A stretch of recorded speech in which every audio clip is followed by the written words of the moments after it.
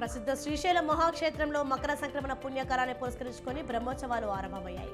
పంచాహ్నిక దీక్షతో వారం రోజుల పాటు జరిగే ఈ బ్రహ్మోత్సవాలు ఈ నెల 18 వరకు జరగనున్నాయి.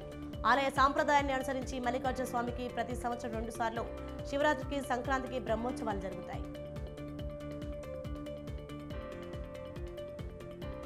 రాష్ట్రాన్ని కాపాడేందుకు నడుం బిగించిన చంద్రబాబుకు ప్రజలంతా వెన్నుదన్నుగా నిలవాలన్నారు శ్రీకాకుళం పార్లమెంట్ నియోజకవర్గ అధ్యక్షుడు కూన రవికుమార్.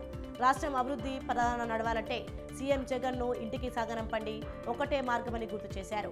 రాష్ట్రం కోసం 13 లక్షల కోట్లు అప్పు చేసిన సీఎం జగన్ ఏ ప్రాంతాన్ని అభివృద్ధి చేశారో చెప్పాలంటూ డిమాండ్ చేశారు. దేశ సంస్కృతిని కాపాడే పర్వదినాల్లో సంక్రాంతి పండుగ ముఖ్యమైనదిగా పేర్కొన్నారు బీజేపీ ఏపీ రాష్ట్ర శాఖ అధ్యక్షులు పురంధేశ్వరి. గుంటూరు జిల్లా పుల్లడిగుంటలో జరిగిన సంక్రాంతి సంబరాల్లో ఆమె పాల్గొన్నారు. మన సంప్రదాయాలు, పాశ్చాత్య పోకడలు శృతిమించకుండా ఇటువంటి పండుగలు నిలువరిస్తాయని అన్నారు.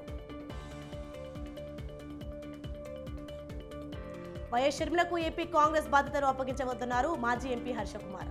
తెలంగాణలో నిరాధారణకు గురైన ఆమె ఏపీలో ఎలా పనిచేస్తారంటూ ప్రశ్నించారు.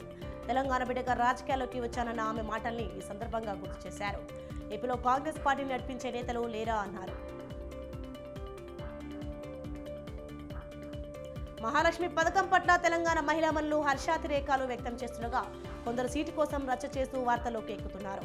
ఈ పథకం వల్ల బస్సులో రద్దీ పెరిగిన మాట వాస్తవమే. అయితే మహిళలు అసహనంతో వ్యవహరించి తమ ప్రయాణాలు కొనసాగించాలని అధికారులు కోరుతున్నారు. పండగ వేళ ఇది మరింత అవసరం అంటున్నారు సిబ్బంది. స్వచ్ఛతలో గుంటూరు నగర పాలక సంస్థకు జాతీయ స్థాయిలో గుర్తింపు లభించింది.